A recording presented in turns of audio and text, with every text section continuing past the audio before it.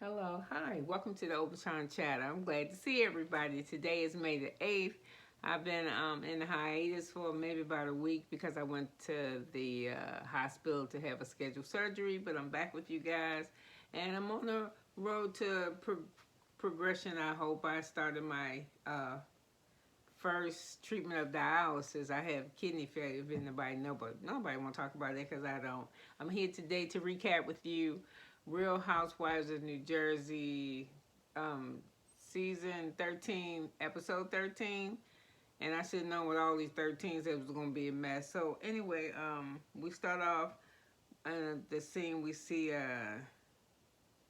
Danielle is at her mother's house, and I guess they're talking to her daughter, and I don't know. I just got a feeling when little girls are 4, 5, 6 years old and say their boyfriend, I don't think you should just skip over that part of the conversation. I think that, excuse my appearance, I had a headscarf on and a house robe, but they put my port right here, so I don't really want to put anything that's going to hug me too tight.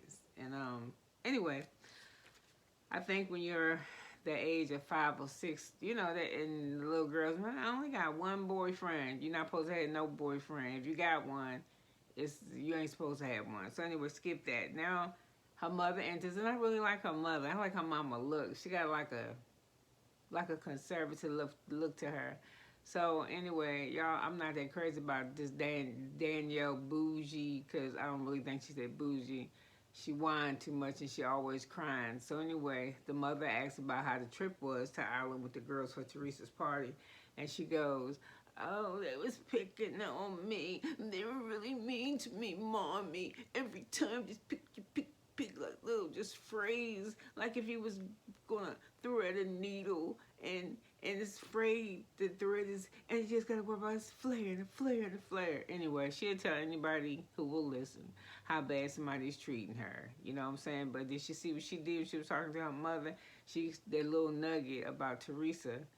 I mean, about Melissa in the back of a car kissing some other dudes. Somebody that's not her husband. You know how you see how they make her feel to have the information. So anyway, she was talking to her mother about how everybody was picking with her and they're just coming at her every day and how miserable the trip was for her. Every time she with these girls, she complains about how miserable she is.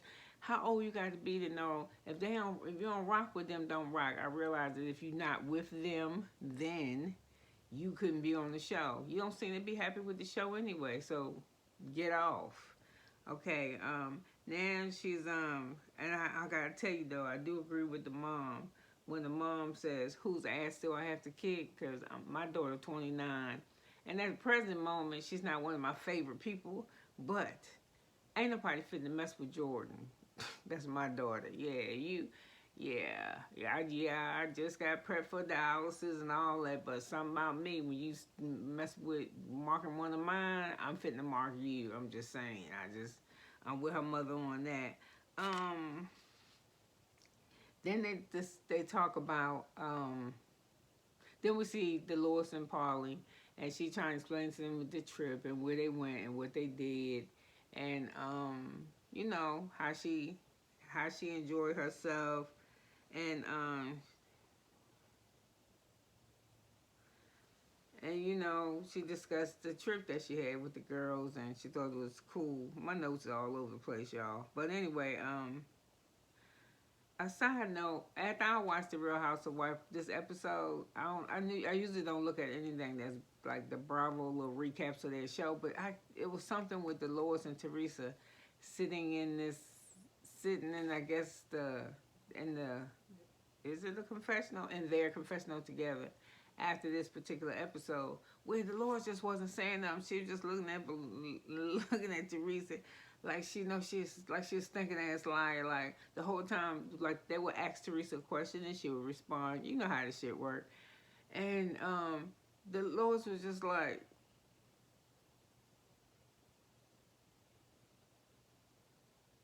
I'm like, damn, what's that about? Anyway, let's get back to where we was going at. So, what else? Okay, then we go to Jennifer Aiden, and we're at her house, and she got all this stuff laying around for Teresa's bridal shower. Listen, this is a surprise bridal shower. Listen to me. Just fucking get married already. Yeah, shower off. How many of y'all out there had like 15 parties that was parties before you got married? This is ridiculous. I just want them to go ahead and get the hell married. Okay, so she got her stuff laying on around. She's talking, oh, when you're the bridesmaid, and these are the things that you're supposed to do. So Jennifer, Aiden, and the girls are all getting together to throw Theresa a surprise bridal shower this time. And Jennifer's daughter is with her, and she goes, something about, the conversation comes up with lingerie. And, okay, she said, well, hold on, y'all. Okay, her 10-year-olds ask her, what's, you know, I always ask you to wear lingerie. And, no, the little girl, Theresa, I'm so sorry, y'all. Jennifer talks to her daughter, and she says, I think the daughter says, what's this? And she said, or what's all the stuff you got? One of the items is the garter belt. And the little girl said, what's a garter belt? And she said, she tells her, she said, oh, the things that I tried to get you to wear for daddy, like lingerie and that type of, whatever, silk and silks. And I was like, she's 10. So you're a little girl. So anyway, this is what I have a problem with. Jennifer, little girl, saying what she said. First of all, she said this shit. You shouldn't be talking around. Now, I don't believe in hiding nothing from no kids. If my granddaughter, she's 10 years old, she said, she say, if she said, oh, Bashan, what's lingerie? I'll just tell her what lingerie is, and that's the end of the conversation. Or no, I might say, why you ask me that? Just because. So anyway, Jennifer is telling us, see, thank you, Margaret. Look what you got my daughter doing. You blame you blame Margaret for global warming. You blame her for, you blame her for, I don't know, the economy being in a collapse. For you just find shit to blame on her. Listen, you and your husband got problems. So anyway, Jennifer is at the house, and this time we're still at Jennifer's house, and this time she's talking with her husband. I'm sorry, my mouth is getting so dry.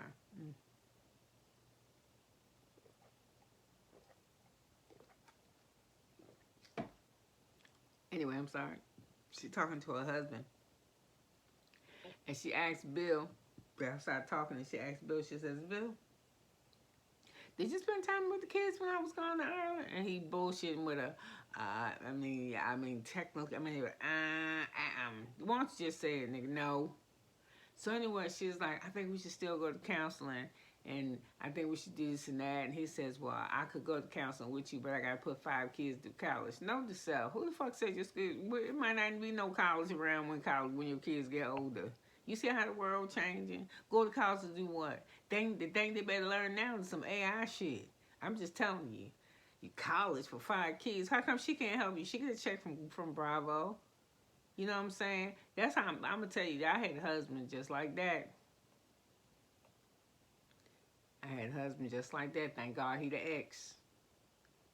Not am I doing, of course, but that's because I was stupid then. I was a simp. I know better now. But listen, he don't want to go to therapy. He said, you the one with the problems, so you should go. And this is what I have to say to people that are in relationships and they want to go to therapy.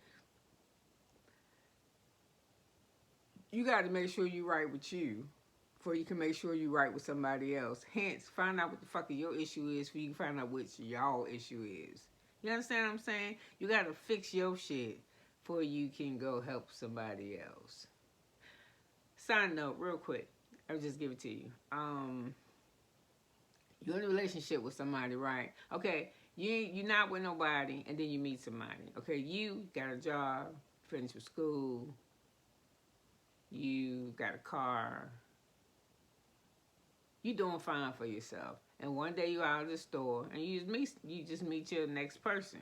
Y'all hit it off. After you start building a relationship, you realize there are things that are going on, like, he ain't got no car. He can't come meet you for lunch. You got to pick him up. He ain't got no job. When you go pick him up for lunch, you got to pay for it. And I don't want to all seem like his money, okay? You are a talker. He don't like to talk, and he don't like to listen. But y'all going to therapy. The fuck is you going to therapy for? You already know what half the problem is. He ain't fixed. He ain't got no car. He don't got no job.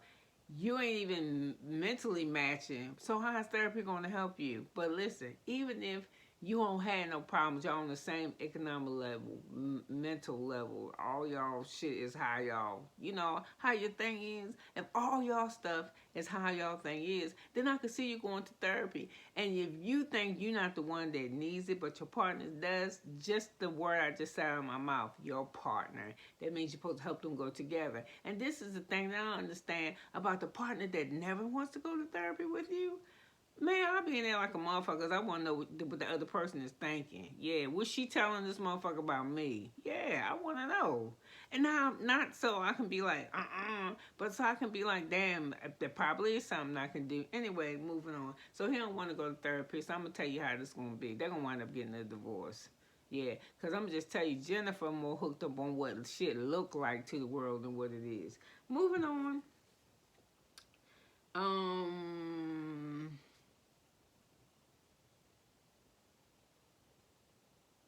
Why is Margaret getting the... Okay, I was saying why Margaret getting the blame.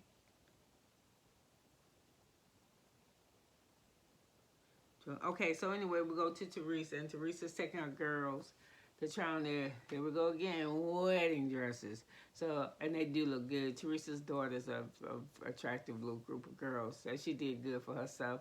And as she gets to the dress shop, the girls all come out the dressing room at the same time, and can't tell from my TV what color it is, but it looks like a blush, but a deeper blush, but a lighter blush. I'm sorry, to almost like the color behind my sign over here, that beigey looking looks like, but they just look like a blush. But I like them, and her girls are gorgeous, and just so happens that while she's there with the girls, and she tells them, "Hey, we're all in these dresses together. And the next time we have these dresses on, it'll be at my wedding is next Saturday." So anyway, Joe calls, and that touched me because I told y'all with me and my ex-husband, he doesn't talk to his kids anymore. So, you know, that made me feel a type of way. It made me feel happy that Theresa and Joe could still be friends after all these years, you know, and all that. He done got her sent to jail, all types of shit, but she's still hoping that there's a chance that he can come back to the United States one day. And that when you say true forgiveness, that's really true forgiveness. Yeah, I ain't there yet. I guess I am, but I don't want him to come back to where I live. No way, stay out of the state. I'm just saying. That's why I said that's true forgiveness. So anyway, Theresa talks to Joe, and Joe is thanking her for how he raised the girls and all that she's done for him, how he appreciated it. Okay, and now I can go back to Jennifer and Bill. What I was saying, Jennifer.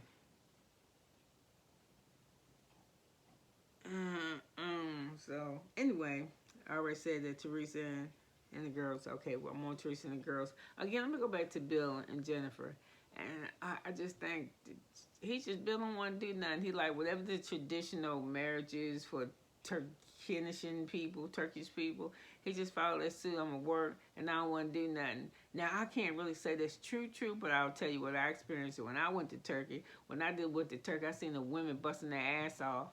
And they didn't have 13 bathrooms. No, they had like a little hut. Your husband got to tell you to do everything. If you gotta leave the house, want to leave the house that day, you gotta get permission. You're not supposed to talk to no men. And all I've really seen the men do all day. And I'm telling you, if I'm doing something wrong, please, Turkish people, don't get mad, because we all have experiences or conceptions or thoughts on other places of other cultures. And your culture, them ladies work their ass off, and y'all sit around and drink tea all day. That's all I saw. I'm just saying. So anyway, we go to Dolores and Paulie. They're talking about the trip, and I'm bothered by Rachel and her husband. Rachel and her husband driving to the attorney's office because they're going to try to adopt their son. I don't think it's Jaden, Jason, something with a J, y'all. I'm sorry, but her stepson, she wants to be adopt him as a mother. Now I got a problem with this because first of all, Okay, oh, okay, maybe they didn't talk to the little boy. They didn't talk to, not little boy, they didn't talk to the young man before they went to the lawyer's office. I guess I can understand that because you don't want to talk to him and he hyphy for it. You know what I'm saying? And he like, yeah, I mean, or he, and it can't happen. Or they don't tell him because he ain't happy for it. And it fucks her up going to the appointment. Which I went and adopt my 16-year-old son. I've been in his life since he was 8. And but you just, before you went to meet the lawyer, he was like, no, I want you to be my mama. We good. Give me some dad. So anyway, they didn't ask him, so they talking. They finally get to the attorney's office, and I don't know. It sounds like a storyline to me. I mean, I think Rachel loved him, but I think she just overdoing it. Because I'm just like, first of all, that's cool that you want to do that. You've been in his life. You feel like he's mom. You've been there for every turn and every moment. But when you open up your mouth to say he don't need his mother, bitch, you don't know that. Everybody need their mother. That's why God gave you a mother and a father. Whether it's biological, adopted, inherited, sold, whatever the fuck you doing to get a kid, they need 2 of them. That's why there's a mother and a father. And your mother and you got a good relationship. I didn't have one with my mother, and that really hurt me, and it really fucked me up with my kids, and kind of fucked me up a little bit. I mean, not fucked me up so bad that I gotta go to jail, or I do crazy shit, but it'll still mess you up. And for you to say he don't need his mother, I done all he could do. No, he did need his mother, because if it wasn't for her ass, you wouldn't have no kid to raise.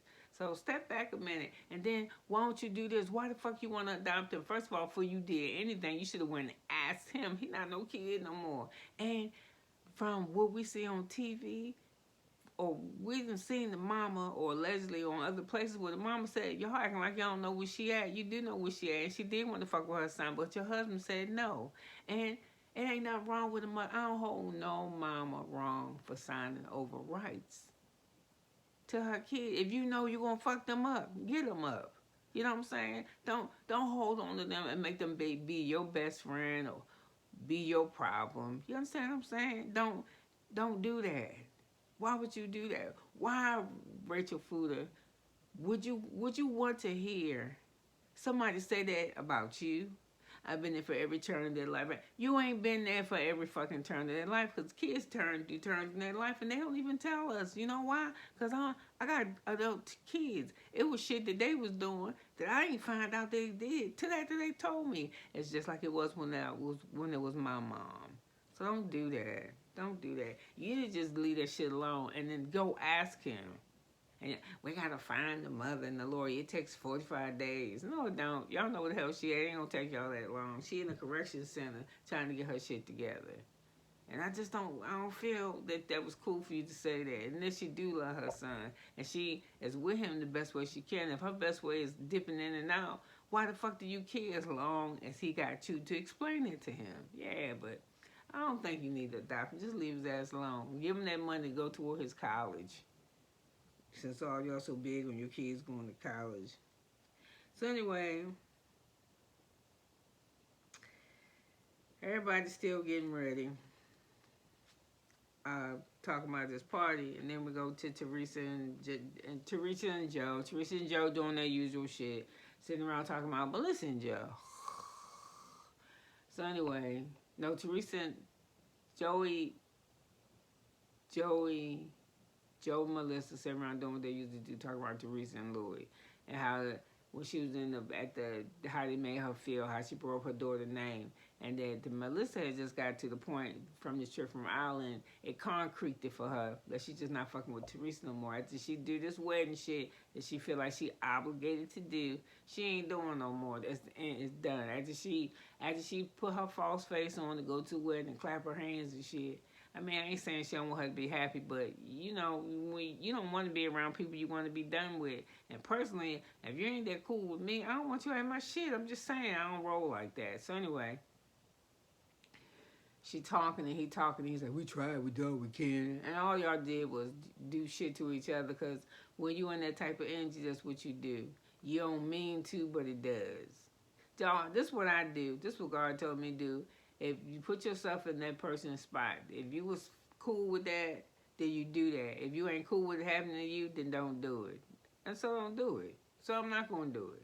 So when they finish with this thing that they doing, they're gonna be done. This with this wedding shit, which seems like it ain't gonna never be done. We're gonna be in season 20 and they still having fucking parties. So anyway, oh,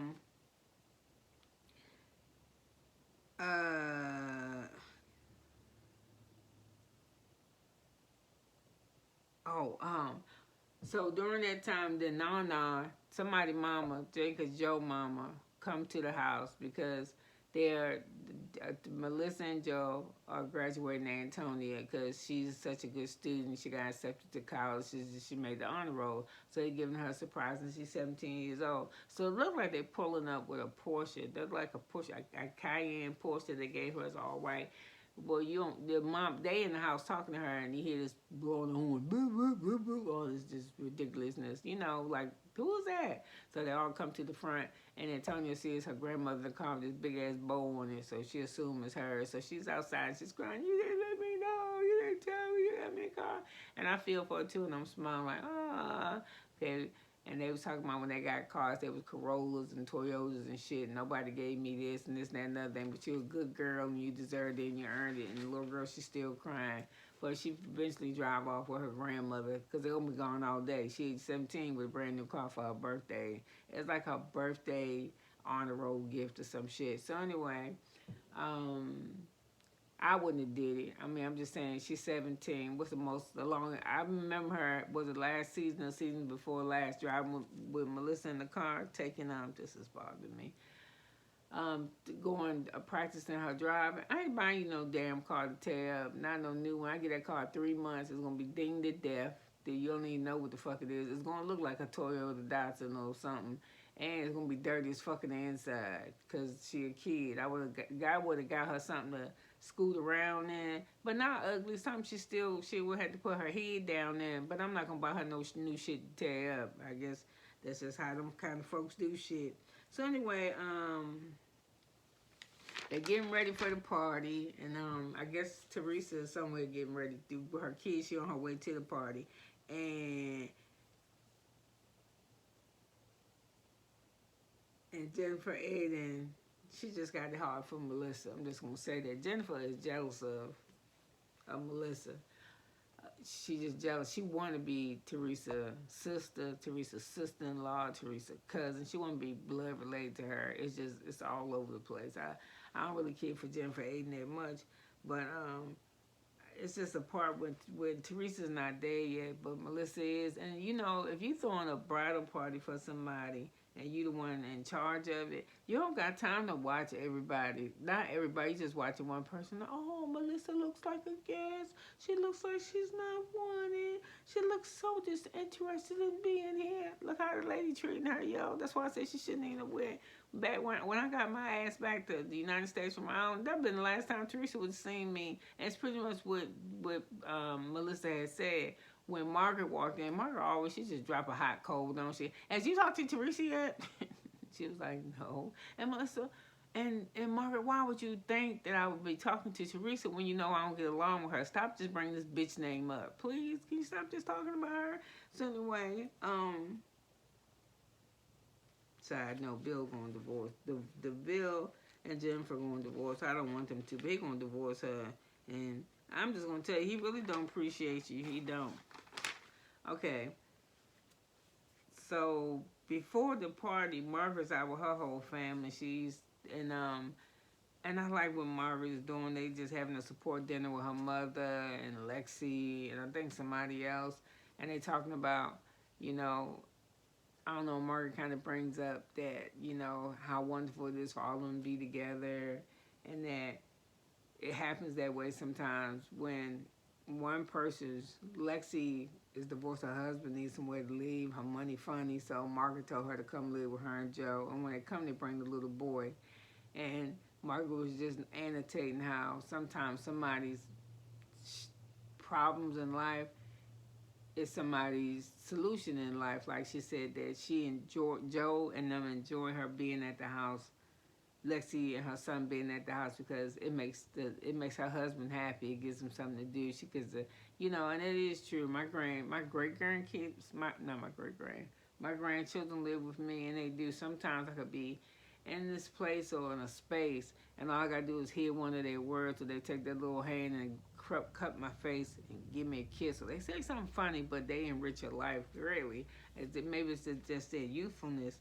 And it felt like it was important. It was a support lunch that they were having, and then all of a sudden, you do know Margaret do run her mouth about her friends about her other friends, because it just confirmed it, and it did. When why is Margaret's mother blurting out Margaret and Louis' business, and she don't rock with them like that. You see what I'm saying? But the mother ain't do nothing wrong. I'm just saying that shit is true about Margaret. She do talk about her friends with other people because they just let her see it. And I was curious at this luncheon. Nobody ordered nothing to drink. Or they were trying to pretend like they didn't want to drink, or they didn't drink because they knew they would probably cut loose on some conversation. Was that something that was scheduled, plain in the schedule, that we don't drink anything while we together doing this taping?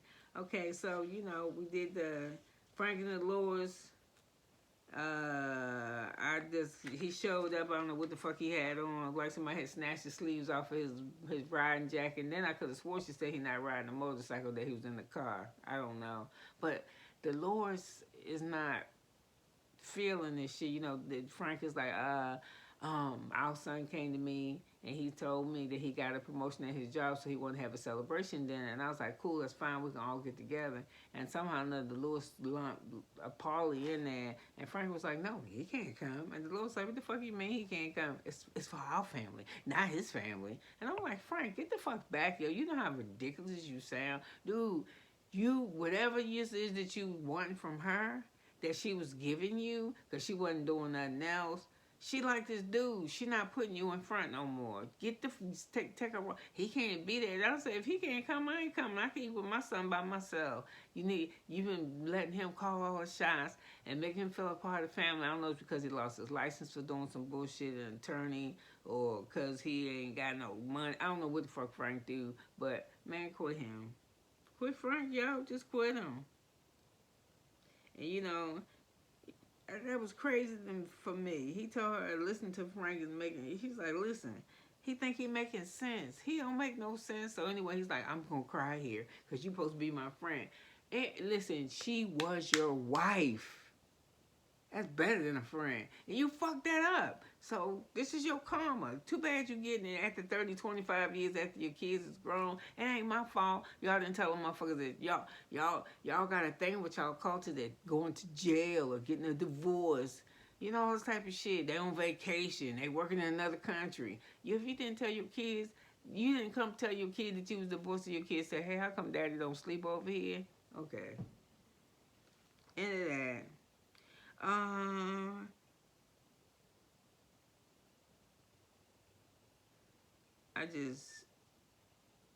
She said 30 years.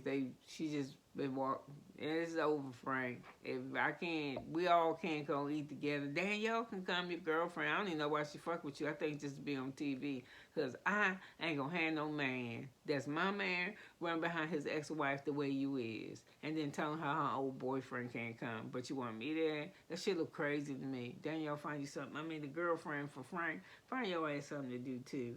Okay, there was So anyway,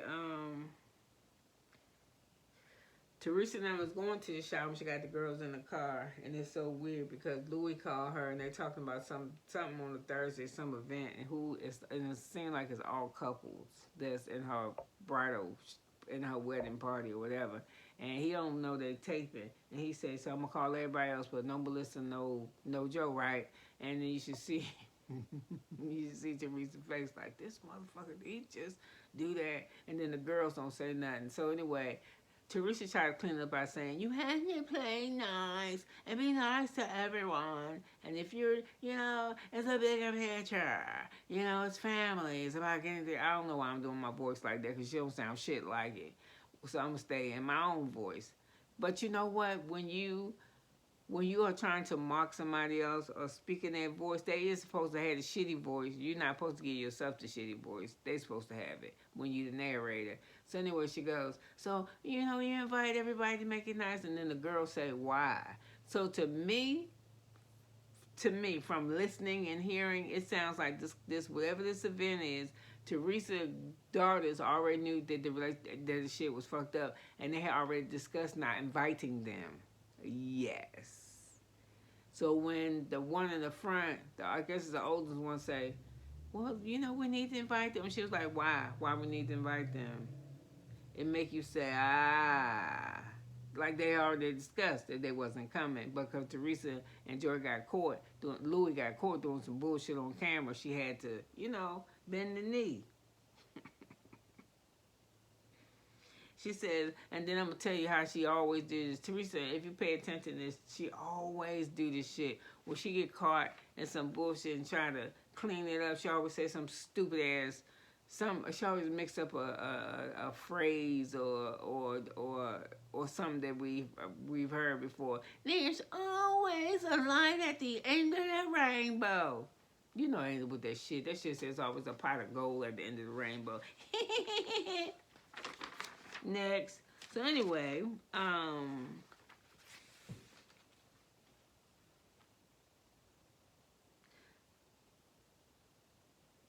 they show up at the party. Everybody there before Theresa, and the whole thing is full of everybody for Theresa. So again, we're going back to Jennifer, where she says, oh my God, Melissa just seems like she's not even interested in being here. It's because she know, and that room full of everybody in there is Theresa's supporters, and they know how Theresa feel about Melissa. So anyway, Margaret asked the question. They're the ones that always the ones that throw the goddamn hot coal in the middle of the floor and be like, did you talk to Theresa? And no, Melissa had said she hadn't talked to her. So anyway, Theresa finally get there, and it don't look like no surprise to me. Who's the best dressed? Who's the best dressed?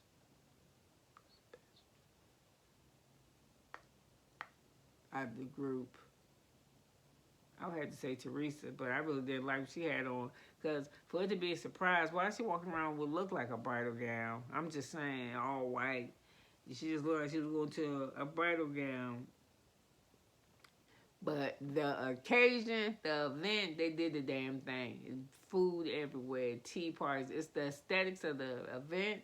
It's beautiful. I would love the room looks like a tea party in poetry indoors. It's a nice looking establishment. Okay, then it's time to get a speech. And Theresa get a speech, and of course she did some shit.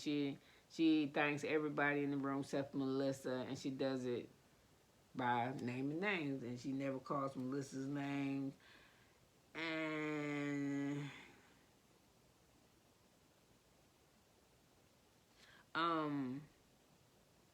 she gave her the speech. She recognizes everybody but Melissa, and then the party proceeds. And it's a lot of Turkish tradition, some shit that to Melissa, you know, you digging your hand in mud to mush the henna for your hand. But I don't know why they did henna, because I think they didn't want the henna to die on their skin or something, so they mixed the henna and danced around on top of her head, which has been a no-go for me when I doing that shit.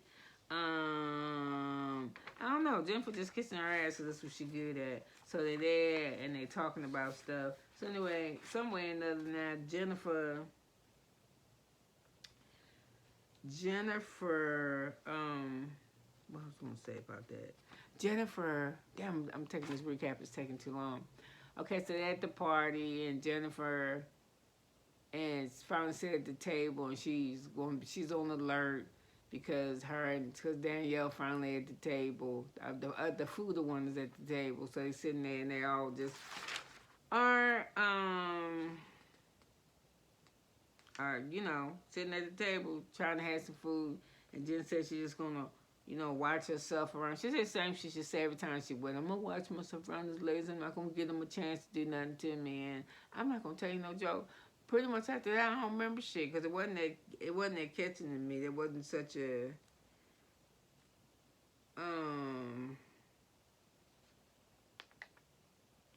it wasn't as such a thing to me. And then I was just thinking to myself when they were sitting at the table, you hear that shit that Danielle said though?